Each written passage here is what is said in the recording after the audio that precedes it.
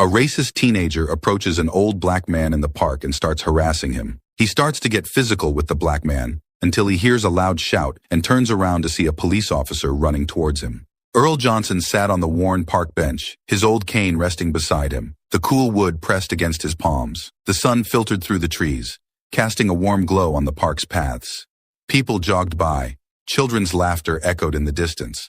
But Earl was at peace in his small corner of the world. The park had become his refuge since retirement, a place where he could sit and think without much disturbance. He heard footsteps approaching, lighter, quicker than the usual pace of passers-by. Earl didn't look up at first, keeping his focus on the quiet rhythm of the park. But then, a shadow loomed over him. "Hey, old man," came a voice, young, sharp, and carrying a note of mockery. Earl looked up, meeting the smirking face of a teenager, white, with scruffy blonde hair and a self-satisfied tilt to his chin. Earl sighed inwardly, but kept his expression calm. "Afternoon," he replied. The boy lingered, shifting from foot to foot, as if he were looking for something to entertain him. His grin widened. "You must have a lot of free time, huh? Guess it's easy to sit around all day when you've got nothing better to do." Earl remained composed, letting the comment roll off his shoulders. "Earned my rest after all these years. Hard work'll do that," the boy snorted, stuffing his hands into his pockets. "Yeah, bet you worked real hard. What did you do, clean up after folks?" Earl's grip tightened on the handle of his cane, but he kept his voice steady. "I was a teacher.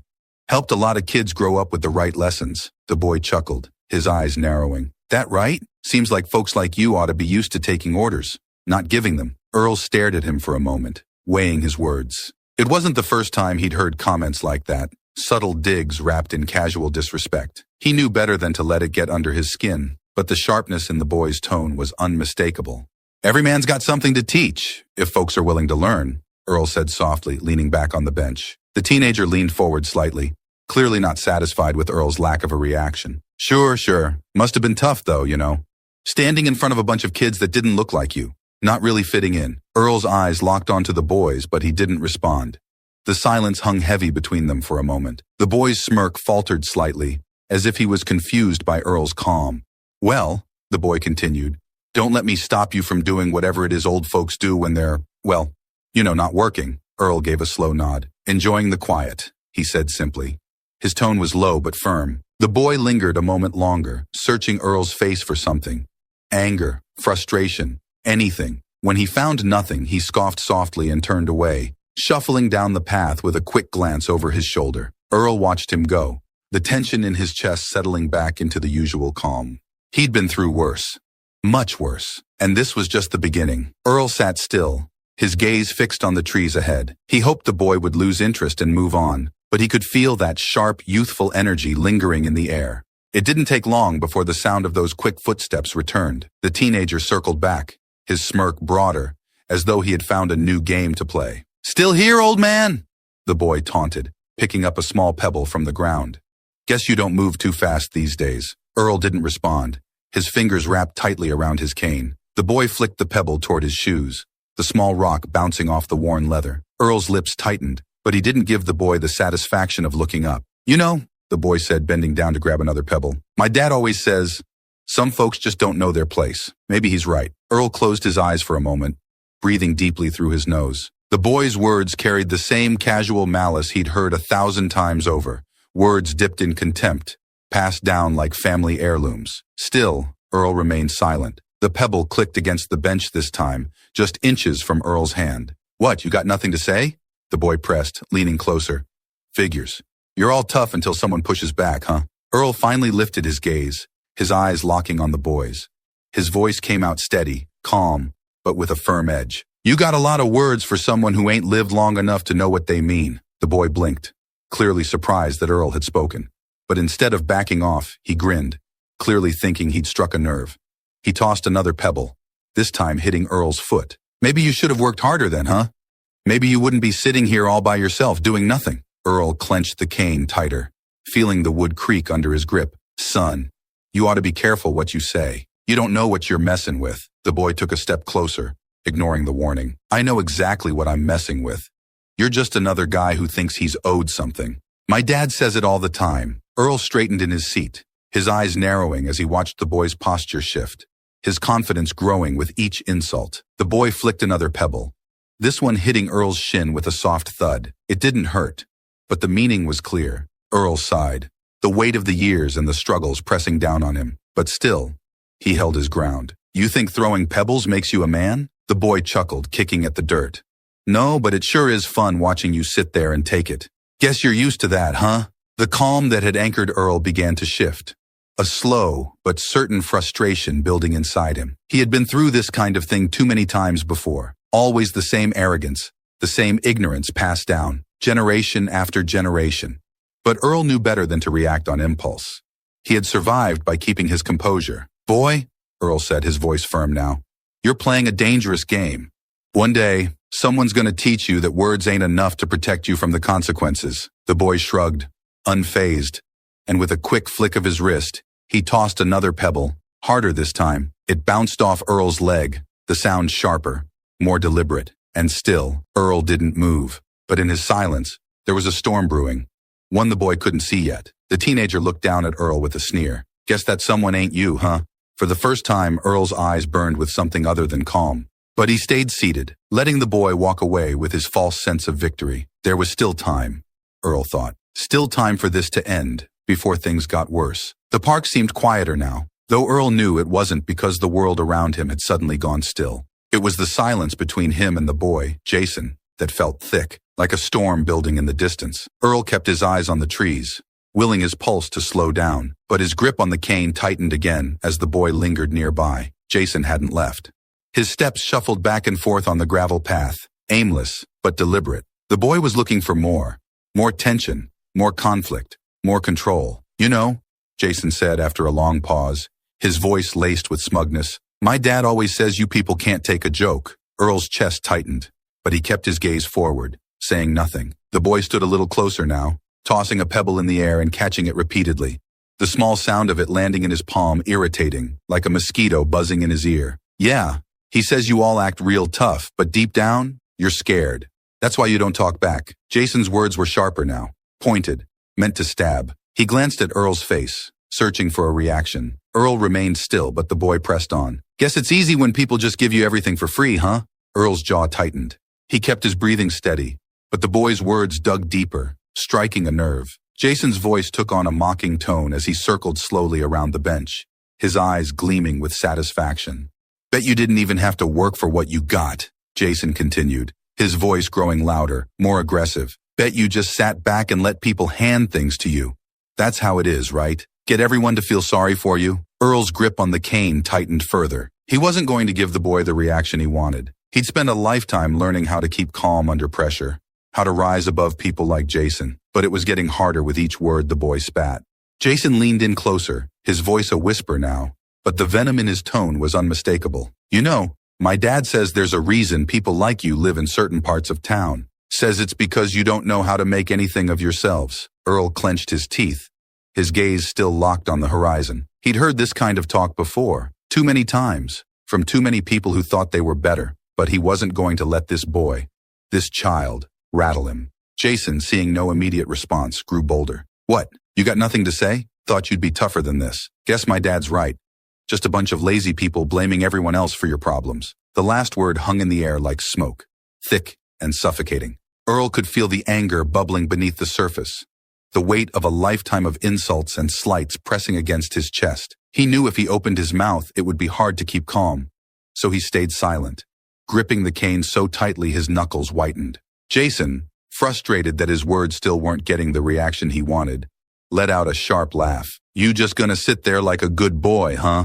The insult landed hard, sharper than any of the others. Earl's eyes snapped to Jason's, his calm facade cracking for the first time. The boy saw it, the flicker of something in Earl's gaze, and he grinned, leaning in even closer. Yeah, that's what I thought, Jason sneered, his voice low. You don't really got it in you, do you? You're just like the rest of them, waiting for a handout, waiting for someone to feel bad for you. Earl stared at him, the boy's words ringing in his ears. He wanted to say something that would knock Jason down, make him understand just how wrong he was. But he knew that's exactly what Jason wanted. A reaction, something to prove his own twisted point. Instead, Earl spoke slowly, his voice low and controlled. You're digging yourself a deep hole, son. One day, you're gonna look back on this and realize how wrong you are. Jason scoffed, rolling his eyes. Yeah, right. Maybe you should have thought about that before you let people like me run circles around you. The boy picked up another pebble and flicked it hard, hitting Earl's leg. This time, Earl flinched slightly, the sharp impact breaking through his restraint. Jason saw it, his eyes lighting up like he'd finally won some invisible battle. See? You can't even stand up for yourself, Jason jeered, stepping closer, his chest puffed out with newfound confidence. No wonder people like you are always at the bottom. Earl's muscles tensed. He had taken enough. He knew he had to stay calm, had to stay in control. But the weight of Jason's words, the casual cruelty behind them, was pushing him to the edge. Walk away, boy, Earl said quietly, his voice laced with warning. Before you do something you'll regret. But Jason, emboldened by Earl's flinch, shook his head grinning. I ain't going nowhere. Not until you stand up and show me what you're really made of. The challenge hung in the air between them. And Earl knew then that this was far from over. Earl sat there for a moment longer, his gaze hardening as the boy's smug grin widened.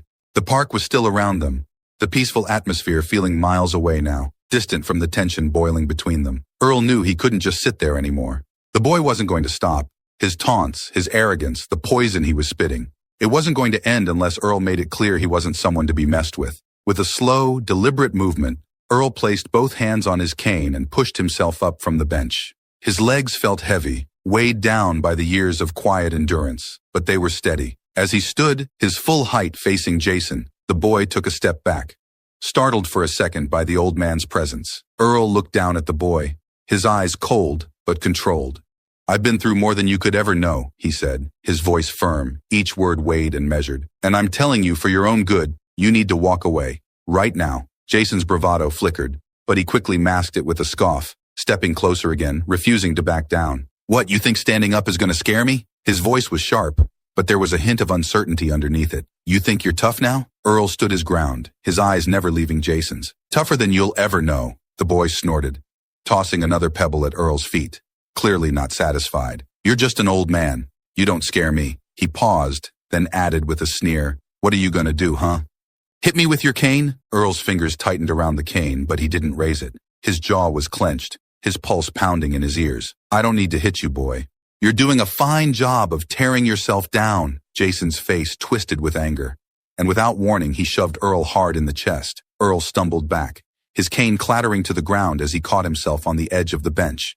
His heart pounded as he steadied himself, but he didn't fall. He straightened up again, eyes locked on Jason, but now there was something different in his gaze, something sharp, something unyielding. That all you got? Earl said, his voice low, dangerous. You think pushing me makes you a man? Jason's hands balled into fists, his eyes narrowing. I ain't scared of you, he shouted, stepping forward again. This time, he shoved Earl even harder, sending him stumbling backward, almost losing his balance. You're just a nobody. You don't matter. Earl caught himself, breathing hard, his heart thudding in his chest. But this time he didn't stay quiet. He squared his shoulders, towering over the boy. You've got a lot of hate in you, son, but hate doesn't make you strong. It makes you weak. Jason's face flushed red, his fists trembling as he stepped closer, his voice a growl now. Shut up. You don't know anything about me. I know enough, Earl shot back, his voice calm but firm. I know that all that hate you've been taught is going to ruin you. Not today, maybe not tomorrow, but someday, it'll break you down. Just like it's breaking you right now. Jason's eyes flashed with rage, and in that moment, Earl saw the boy's real fear, the fear of being seen for what he truly was.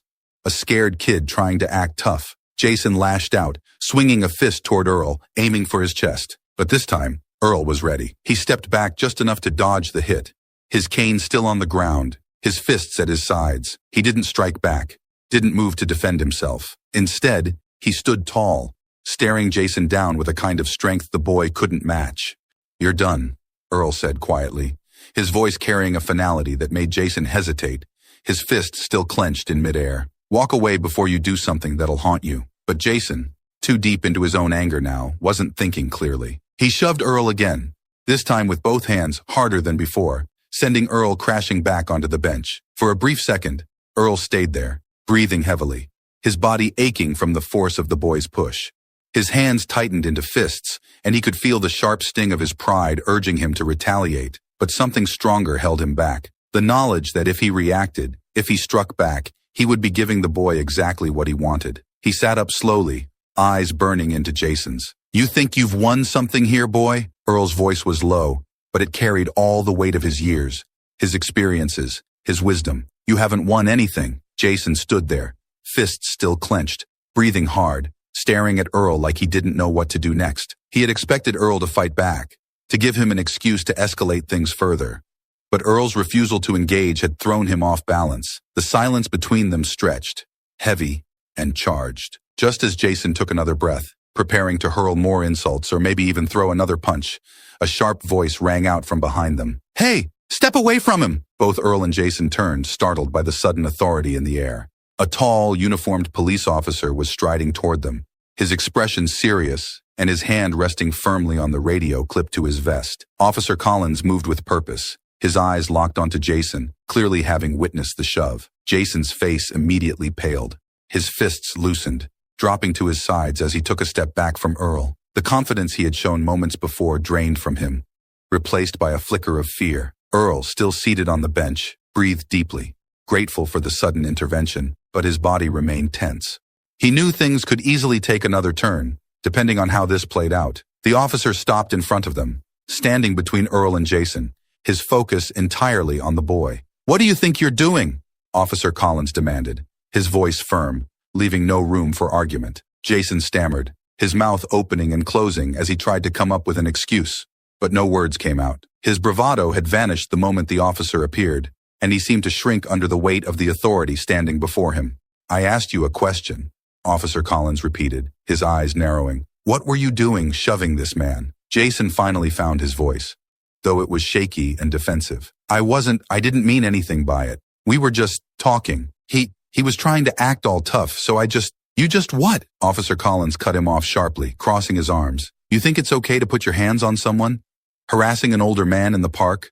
Pushing him around? That's what you call talking?" Jason looked down at his shoes, his cheeks flushing with embarrassment. "I wasn't trying to hurt him," he mumbled. "It was just a stupid thing. I wasn't thinking." Earl, still seated, observed quietly, his eyes on Jason, but his breathing had steadied now.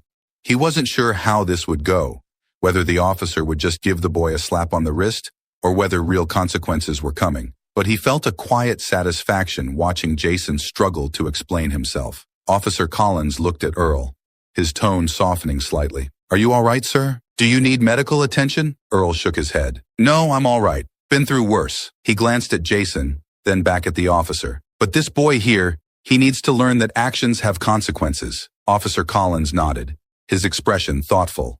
"That's exactly what I intend to make sure happens." Jason's eyes widened as Officer Collins turned back to him, his posture rigid with authority. "You're coming with me," he said firmly, taking a step closer to Jason. "We'll sort this out down at the station." Jason's panic was immediate, his hands shooting up in protest.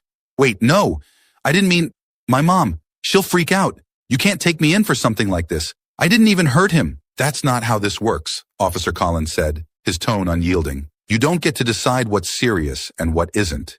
You put your hands on someone, you harassed him, and now you're going to face the consequences." Jason's breathing quickened, and he took a step back, shaking his head. No, you don't understand. He didn't care. He didn't fight back or anything." Earl watched, his face unreadable, but inside he felt a strange sense of justice being served. The boy was now realizing what he had done wasn't just nothing. It was wrong, and he was being called out on it. Officer Collins stepped forward, grabbing Jason by the arm with a firm but controlled grip. "I saw enough to know you crossed a line, kid. Now let's go." Jason's eyes flickered with desperation, but before he could protest again, a voice, high-pitched and filled with panic, sliced through the air.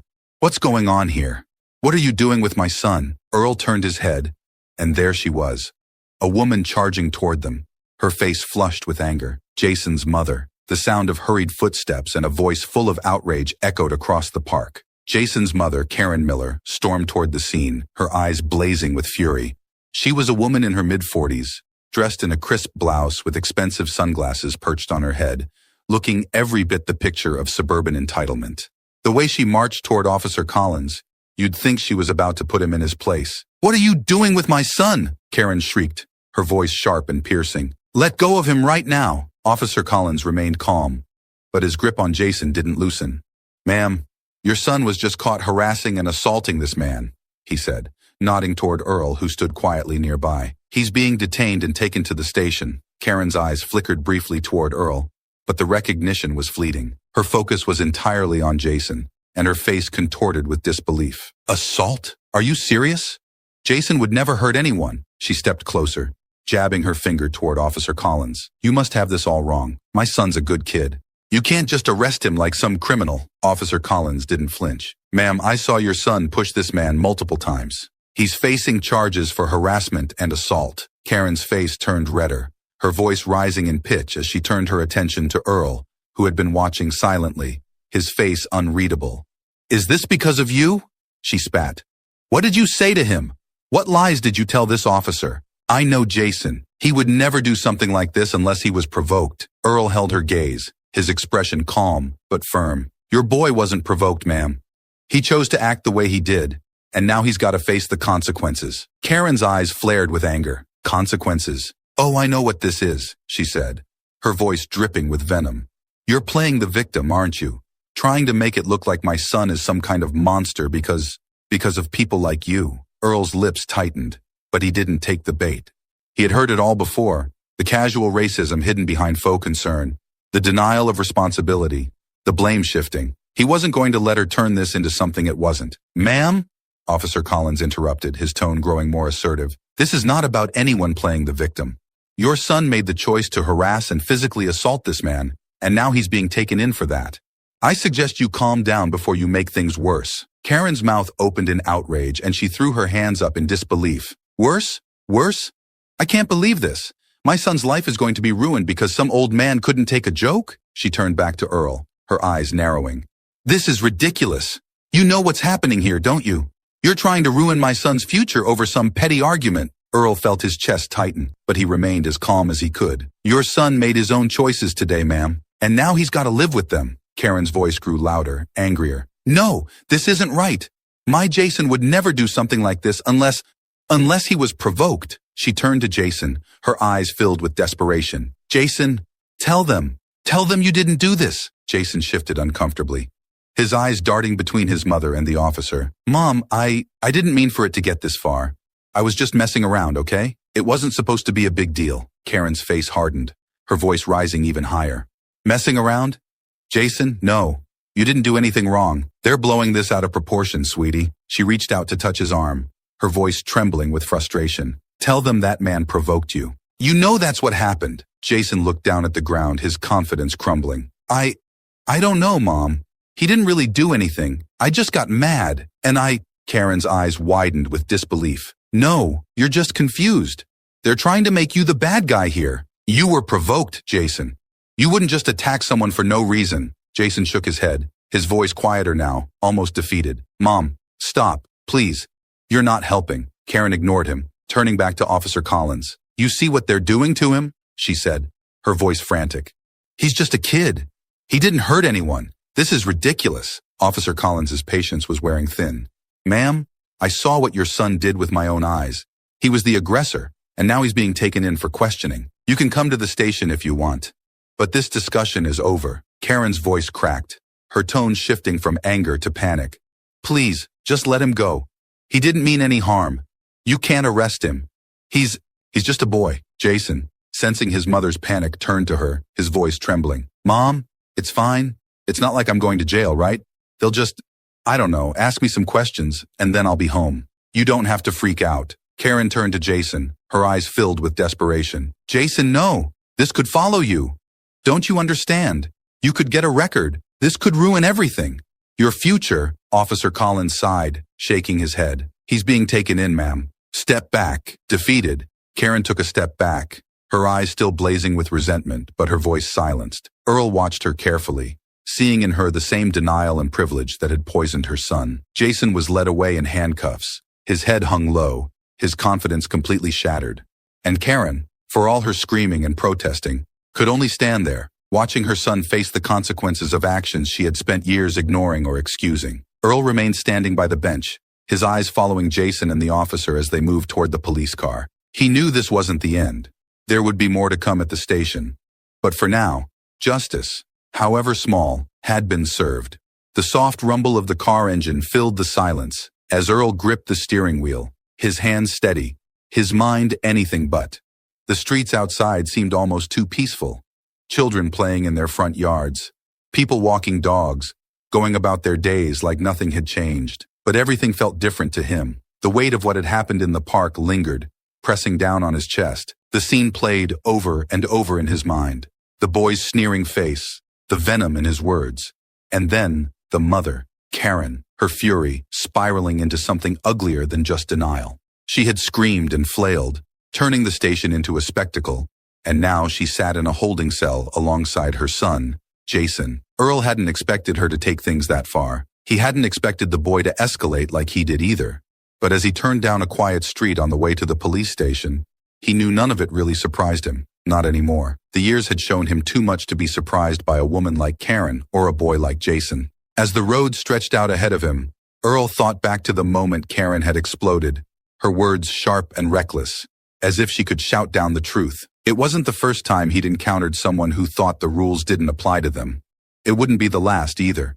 Her privilege had blinded her, made her believe she could fight the charges with loud indignation instead of facing reality. But reality doesn't bend, Earl thought, his hands tightening slightly on the wheel. It stands firm. The boy, though. Earl's mind wandered to Jason. He'd seen boys like that before, too young to understand the full weight of their actions, too influenced by the people around them. Jason hadn't started out full of hatred. No, that was something learned, something passed down. Earl could see it clearly now, in the way the boy looked to his mother for validation, the way he let her feed his anger. The boy wasn't lost yet, though, not like his mother. Earl knew that much. But as he approached the station, he wondered if Jason would ever have a real chance to unlearn what had been drilled into him for so long. A mother like Karen wouldn't make it easy. The car rolled to a stop at a red light, and Earl stared at the cars passing by. His mind drifted back to his younger days, when he had faced the same kind of venomous words, the same cold stares. Back then, the world had been different, but in some ways, it hadn't changed at all. He thought of the fights he'd walked away from, the insults he'd swallowed, the quiet resilience he had built inside himself. It wasn't easy, it never had been, but he had survived it. And now, here he was, again, another day, another fight. But this time, he wasn't the one who needed to learn. It was the boy, and maybe even more than that, it was Karen. The light turned green, and Earl eased his foot onto the gas, the car moving steadily forward. The police station was just a few blocks ahead now, the familiar building coming into view. He wasn't sure what to expect when he got there. The charges would stand, of course, but the fallout, what would come next, was still unclear. Would Jason understand? Would he listen? Or would his mother's voice drown out everything, pulling him deeper into her world of excuses and anger? Earl sighed heavily, his mind racing. He wanted to believe the boy could change, but he had learned long ago that not everyone was willing to let go of their anger, to open their eyes to the truth of the world around them. He had seen people hold on to hate with both hands, even when it dragged them down. The car turned into the parking lot of the station, and Earl pulled into a space near the entrance. He sat there for a moment, the engine idling as his thoughts continued to churn. There was no clear answer, no simple resolution. There never was. But there was one thing he knew for sure. Jason needed to face the consequences. Not to ruin him, but to give him a chance to grow, to learn. And Karen, for all her shouting and protests, needed to face them too. Earl had made his decision, and there was no turning back now. He shut off the engine and sat for a few more seconds, letting the stillness wash over him. Then, with a deep breath, he opened the car door and stepped out. He had done what was right. Now, it was up to the rest of the world to catch up.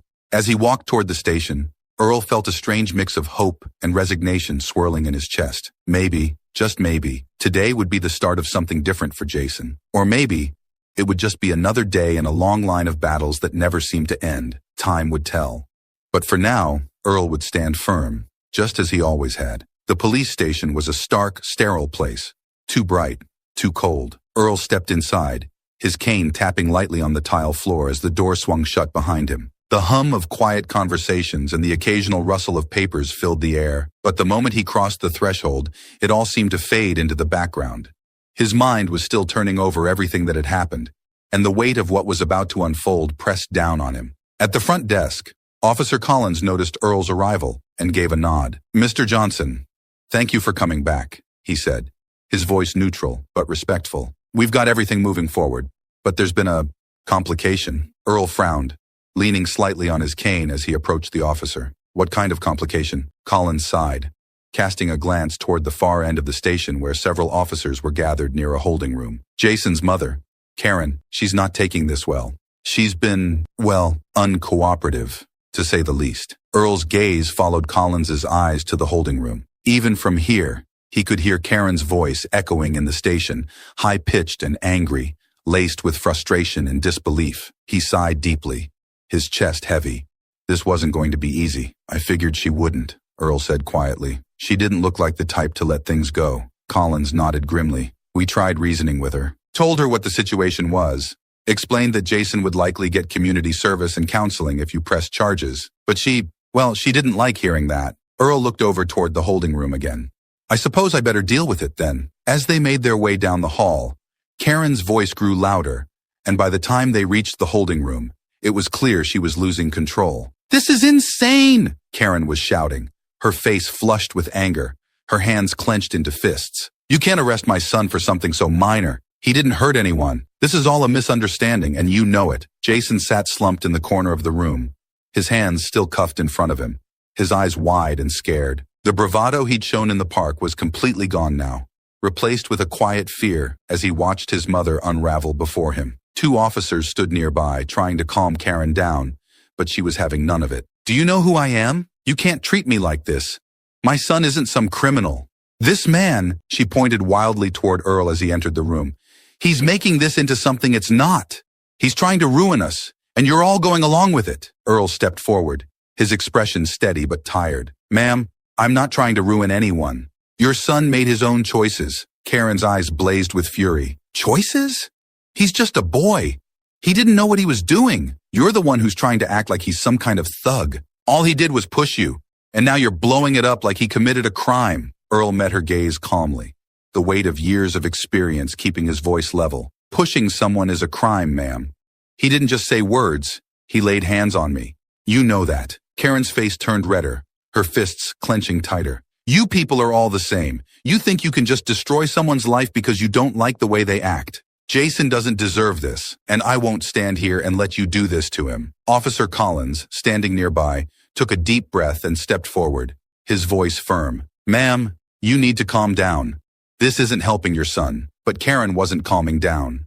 Her anger had crossed a line, and now she was spiraling, her voice growing shriller with every word. I will not calm down. I'm not going to let you people ruin my son's future over some old man's complaints. This is harassment. This is, ma'am, Officer Collins interrupted, his tone more assertive now. If you don't stop, you're going to make things worse. We need you to step back. Karen whirled on him, her eyes wild. Worse? Worse? You think I'm scared of you? You think you can just push us around like this and we'll take it? I'll have your badge. I'll sue this entire department. You don't know who you're dealing with, Earl sighed, shaking his head. It was all too familiar. The refusal to take responsibility. The entitlement. The belief that the rules didn't apply to people like her. He had seen it before, in different faces, at different times. And it always led to the same outcome. Officer Collins gave Karen one final warning. Ma'am, this is your last chance. Step back, or we'll have to detain you. But Karen, too caught up in her fury to hear reason, stepped forward, pointing a finger at Collins's chest. Don't you dare threaten me. I'll have your job for this. I'm not going anywhere until you let my son go, and if you don't, Collins didn't let her finish. Cuff her. 2 officers moved forward swiftly, taking Karen by the arms as she let out a shriek of outrage. You can't do this. I'll sue you all. Get your hands off of me. Jason, watching the scene unfold from the corner, looked horrified. Mom, stop. Please, just stop. But Karen wasn't listening. She was thrashing against the officers as they placed her in handcuffs, her voice ringing through the station as they led her toward the holding area. This isn't over. Do you hear me? This isn't over. As Karen's voice faded into the distance, Jason sat back in his chair, his face pale and shaken. He looked up at Earl, his eyes wide with confusion and fear. I didn't mean for this to happen, he whispered, his voice barely audible. Earl, still standing by the door, looked at Jason for a long moment. There was no more anger in his eyes, no more defiance, just the look of a boy who had seen the consequences of his actions crash down around him, and for the first time understood them. Earl's voice was soft, but steady. It's not about what you meant, son. It's about what you did. Jason nodded slowly, his eyes lowering to the floor again, the weight of it all sinking in. Officer Collins approached Earl, his expression tired but appreciative. We'll process her. I'm sorry it had to come to this. Earl nodded, his heart heavy.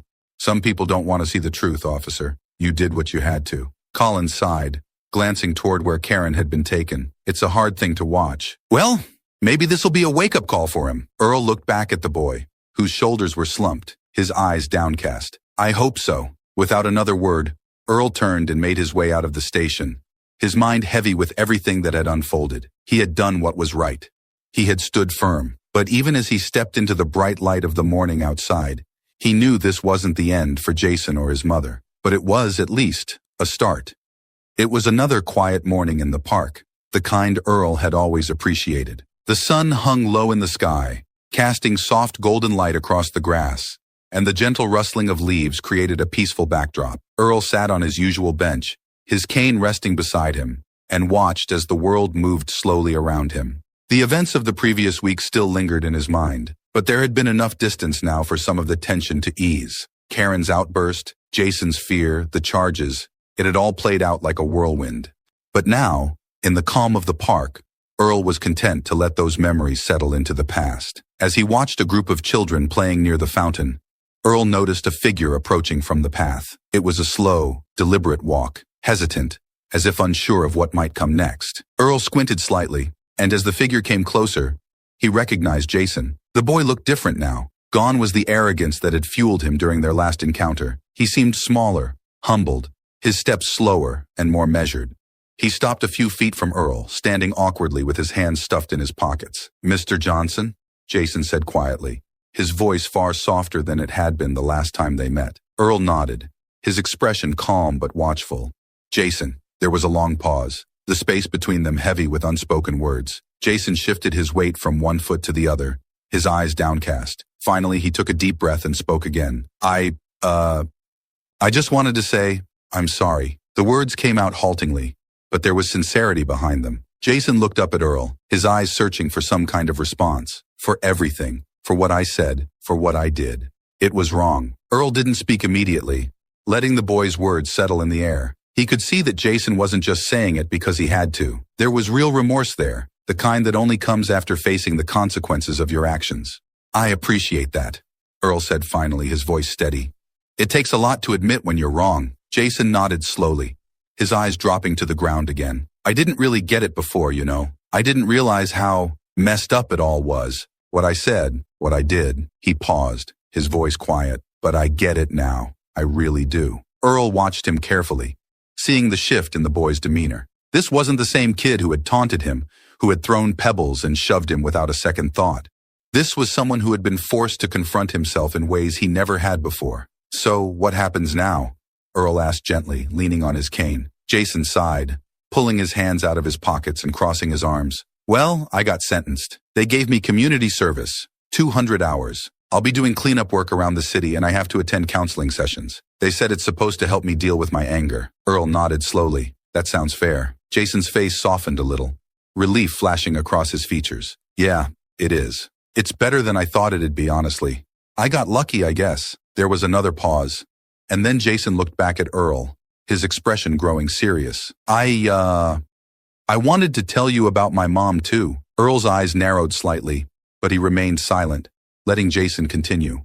She's still pretty mad. She's fighting the charges they put on her for resisting the cops. She thinks she can get out of it, but I don't know, man. Jason shook his head, a shadow of frustration crossing his face. She doesn't think she did anything wrong. She's still blaming you and the police, and everyone but herself. Earl exhaled deeply, not surprised by the news, but disappointed all the same. That sounds about right, he said quietly. Some people don't want to face the truth. Jason nodded, his face falling. Yeah, I tried talking to her about it, you know.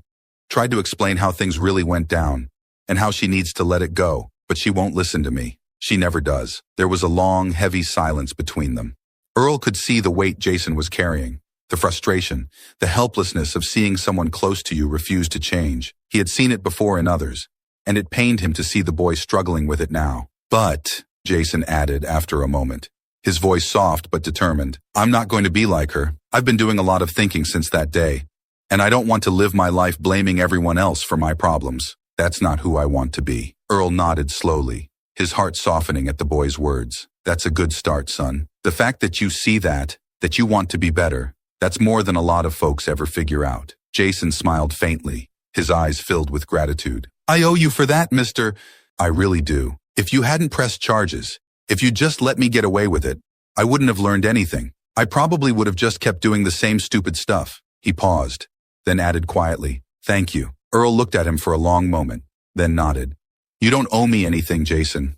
What you do next, that's on you, but I hope you stay on this path. It's a better one than the one you were on before. Jason's smile grew a little wider, though it still carried a touch of sadness. Yeah, I will. I'm trying. With that, Jason shifted his weight again, clearly unsure if he should say more or if he'd already said too much. Earl could sense the boy's discomfort and decided to ease it. You'll be all right, Earl said softly, his tone reassuring.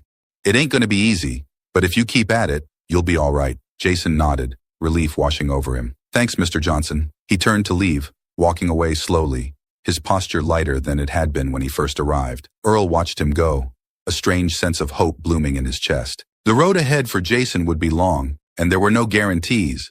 But for the first time, Earl believed the boy had a real chance at changing. And as the boy disappeared down the path, Earl leaned back on the bench, letting the warmth of the morning sun settle over him. The park felt peaceful again, but this time, it wasn't just the quiet surroundings. It was the knowledge that sometimes people can change, even when it seems impossible.